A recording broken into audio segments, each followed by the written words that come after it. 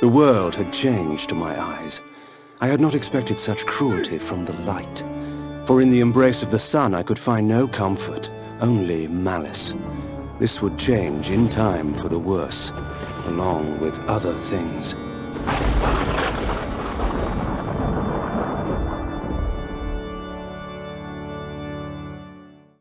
What would you get if Bram Stoker, H.P. Lovecraft, and H.G. Wells got together to write a fantasy time travel epic and brought in William Shakespeare to consult on dialogue? You might get something close to the Legacy of Kain series. Spanning 5 games over 7 years, the Legacy of Kain series never really got the commercial success that it deserved, but would later attain cult status, with a small but dedicated fanbase championing it as their favourite series of all time. But why are so many people enthralled by a series that ended 17 years ago and which never really got a true ending? In this 5-part series of the Steam Pilgrimage, we're going to chronicle the rise, fall, and aftermath of the Legacy of Kain. If you want to follow this series as it comes out, then you can subscribe and hit the bell to be notified as soon as it's released. And really quickly, I want to thank everyone who watched, shared, and subbed after my last video. It's now the top viewed and rated video on this channel, so thank you all. Now sit back and relax, and welcome to this Halloween edition of the Steam Pilgrimage. The Legacy of Kain series would eventually become an epic, fleshed out fantasy universe full of narrative twists and intrigue. Spanning hundreds of years and several alternative timelines, the series is a tale of vampires, primeval forces, otherworldly machinations, and 2 protagonists whose fates contrast and intertwine as they try to defy their own destinies. But before there was time paradoxes, questions about free will, and elder gods, there was the origin of the titular character Kain. Set in the land of Nosgoth, a mix of various different medieval European cultures, mainly British and German, Blood Omen opens with the death of our tragic hero at the hands of a group of mercenaries, and his subsequent resurrection by the necromancer Mortanius. Consumed with vengeance, Kain uses his new powers to slay his murderers before searching for a cure for his undeath, and eventually uncovering a plot that is consuming all of Nosgoth. Gameplay-wise, Blood Omen is a 2D action-adventure game in the style of old-school Zelda. You explore square maps, looking for the path forward, hidden caves containing new upgrades, and secrets. This game loves its secrets. Ultimately, it's up to you to find the necessary upgrades to proceed, and choose which magic items, spells, forms, and equipment is needed for each situation. But the real magic lies in its storytelling and voice acting. So, let's explore gaming's first foray into the twisted lands of Nosgoth. And seeing as this game and the entire series are renowned for their storytelling, there will be spoilers. Hypocrites! They would make themselves judge and jury. Very well then. Let us see how they take to my role as executioner. We're first going to go through the gameplay as it's the most contentious part of the game. As Kain leaves the first pub still human, you get swarmed by mercenaries and fight them until your eventual death. Your sword swings slowly and you're lucky to take out 2 or 3 before being overwhelmed. Once you awaken in your crypt, however, your powers have increased greatly. You can now cut a swath through legions of enemies, feeding upon their blood to replenish yourself from any knock along the way. The options start off small, but soon balloon out into a plethora of different possibilities. Like the Zelda games of the past, some of these upgrades are mandatory to progress, like the wolf form, which lets you jump up certain ledges, or the mist form that allows you to traverse bodies of water, something that is usually deadly to a vampire. Some, however, can be missed entirely, and you'll need to search around to uncover all 100 secrets in this world. Once inside these hidden little nooks all around Nosgoth, you're usually met with a simple button puzzle. And when I say puzzle, I mean the button is most likely right beside the door. But you never really know if pressing the button in a different order will open up a secret door or provide some helpful loot. There's also traps to avoid and dialogue to trigger, but more on that later. Combat is a simple affair. You choose a weapon, some armor, and go in slashing. I like the balance between the different weapons, with some being weaker but stunning enemies so they're easier to feed from, and others being much stronger but leaving no corpse behind for you.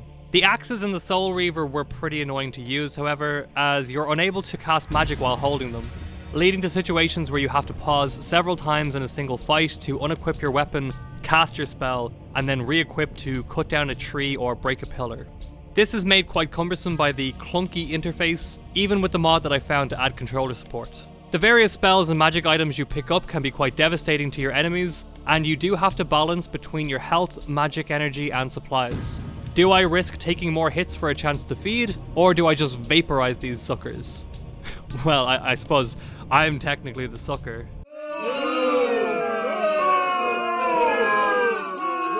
The gameplay for Blood Omen is considered to be the weakest part of the entire game, which really is a testament to how amazing every other aspect is. It's not bad per se, but I think fundamentally it suffers from a lack of judgment and foresight. Far too many of the upgrades get replaced later on by better versions, but you still have access to the earlier ones which just gunk up your inventory screen. Once you get access to the mist form in the mid-game, there is no longer any danger from traps, as 99% can no longer hurt you for the price of a minuscule amount of magic energy. My ultimate strategy became using the repel spell, which essentially makes you impervious to damage, and the chaos armor that makes your enemies' attacks reflect back at them. This made the second half of the game a cakewalk, and if anyone is thinking of playing through the game but might be put off by the gameplay, I recommend this strategy. It turns the game into more of a power fantasy walking simulator rather than a challenging experience, and that honestly is not an insult, as it kind of works for the game. But do not let these qualms deter you, as this is a game worth experiencing, as we'll now discover. I came upon one of Nutcracker's serving girls, catatonic with fear, choking out half words through bloodied, broken teeth. Although tempted by hunger, I stayed my hand, allowing her to tell her story. If the gameplay is an old, slow-moving train, then the atmosphere and world building is the first-class carriage you have the pleasure of occupying all to yourself. From the initial cutscene, Blood Omen leaves no questions as to what type of game it is. A grim, gothic horror experience drenched in blood and suffering. The world of Nosgoth is a dark and wretched place, ruled over by 9 guardians, but with an ever-present threat of otherworldly monsters. And you get to join the latter, immediately setting you up as a tortured and arrogant anti-hero. And in 1996, where most video game characters were either fantasy or action hero archetypes, this was a welcome departure and definitely did its part to make the game stand out. As a vampire, you could choose to only slay the bandits and warriors who attack you, but when you're low on supplies and the only way to get some is through giving up blood, then maybe you'll need to let go of some of your humanity and drain the lives of an entire town. Or two. The caves and various dungeons are even more twisted. In one area, you visit the mansion of another, much older vampire looking for advice. You eventually stumble across his pantry, a room dedicated to housing his still living victims, the description of which is quite horrifying. Borodor's pantry. A vampire's feast. Like cattle awaiting slaughter, men and women dangled from the rusted hooks upon the dungeon walls. Blood and viscera frosted the dirt and stone. The abundance nearly overwhelmed me, for blood is the life. Throughout the game, at key points or locations, Kain will give us an insight into his own thinking through monologues, as well as painting a picture of the world, often describing in graphic and verbose detail his surroundings in order to complement and complete the image that the 2D sprites do their best to convey. This is brilliantly delivered by Simon Templeman, who would go on to provide his Thespian musings for the rest of the series, as well as eventually voice Taron Logain in Dragon Age Origins, which we discussed in the previous video. These little soliloquies do well to give you an insight into the state of Kain's mind as the story progresses, and the main players are slowly revealed.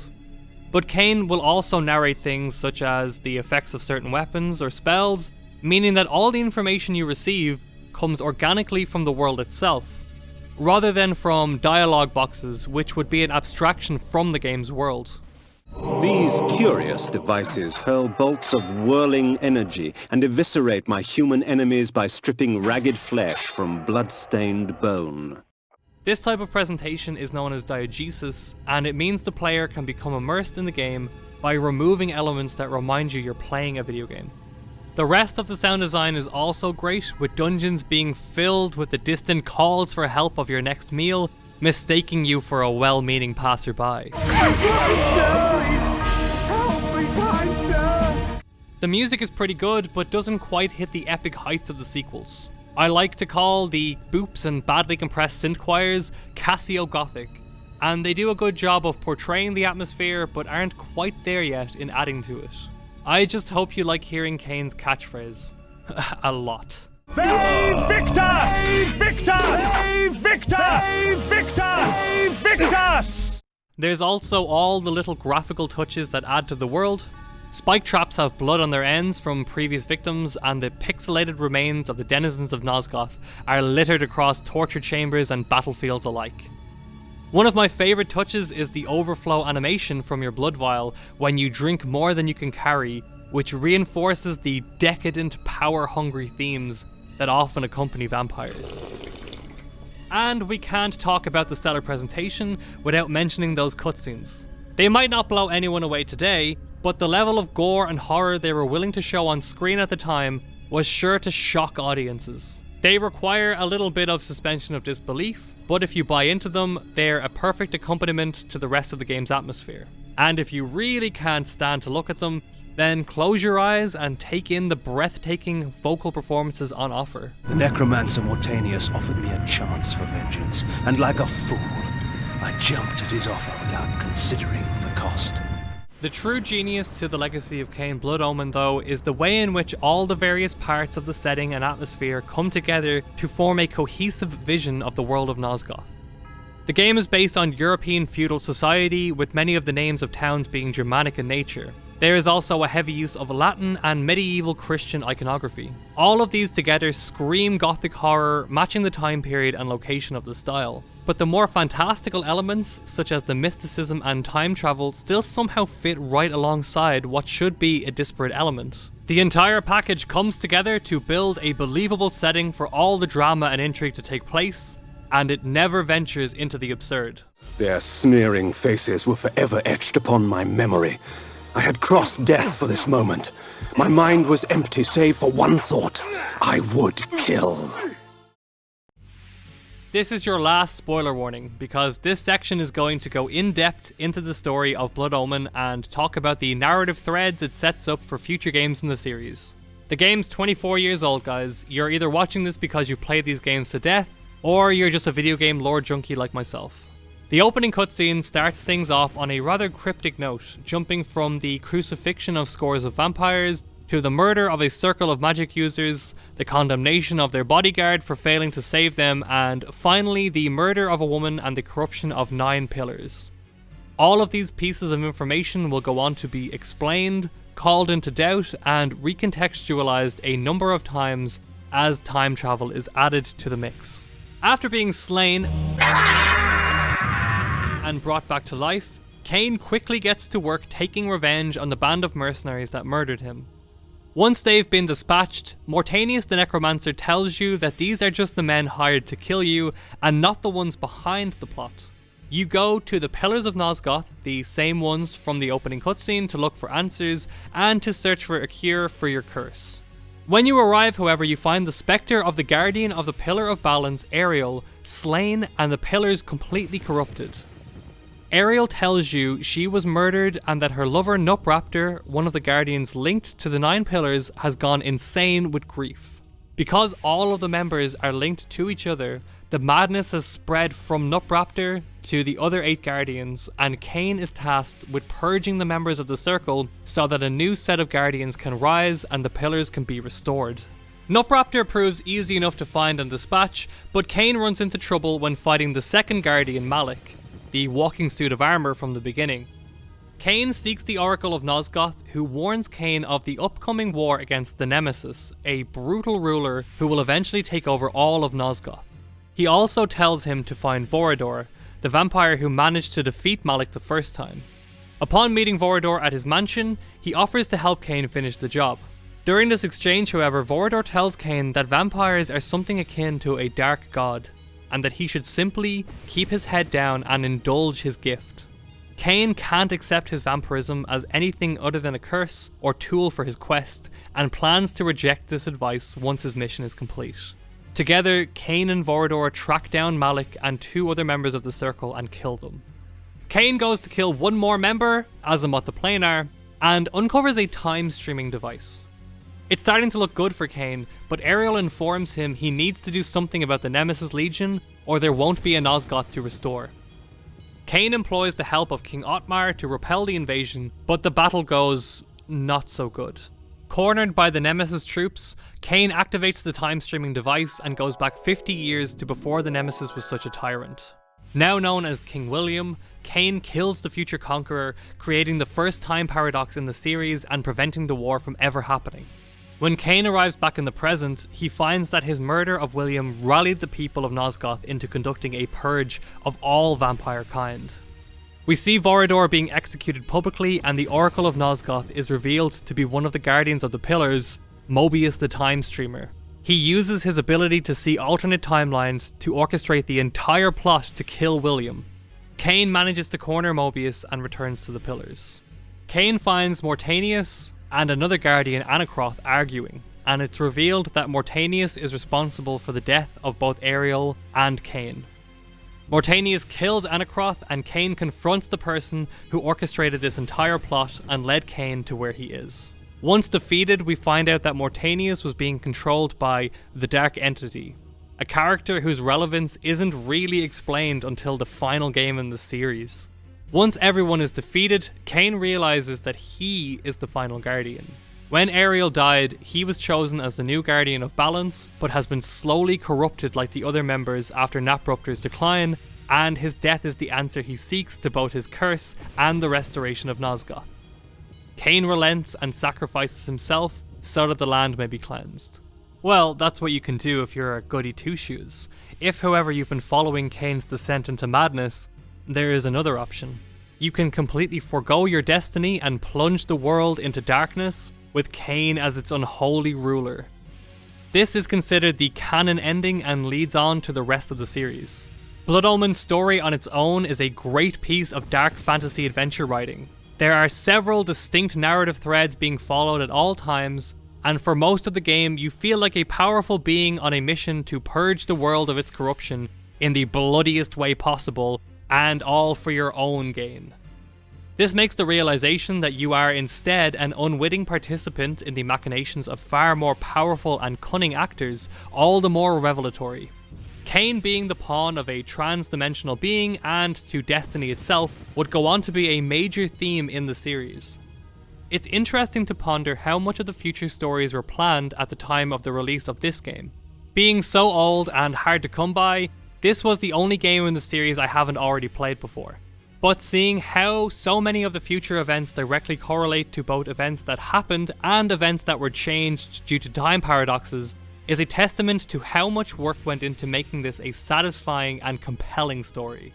The choice between two endings makes me think that at the time, this was meant to be a singular story. But thanks to the genius that is Amy Hennig, the lead writer of the series, it would take some of the more intriguing questions and characters and flesh them out into one of the most realised and rich fantasy worlds ever created, and in turn, lead to one of gaming's greatest tragedies. Vae Victis! Blood Omen is a great introduction into the world of the Legacy of Kain. It sets up the themes of the series going forward and fleshes out Kain's character, giving us an insight into the choices he's going to make in the near future, or past, depending on your perspective. Playing this game after the others, this almost felt like a character origin prequel for me. All the foundations for the rest of the series are here, and Kain is such a well-rounded character in this game that he becomes a brilliantly deep antagonist for the next few installments of the franchise. I would recommend this game to anyone who likes vampire lore, gothic medieval horror, or is just a fan of games with deep worlds, complex characters, and expertly crafted narrative direction.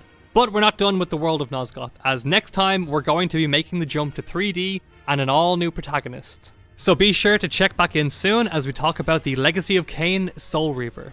And if you've enjoyed this video and you want to be informed when the next one comes out, you can subscribe below and hit the bell notification. As always, thank you so much for watching, and keep hacking away at that backlog.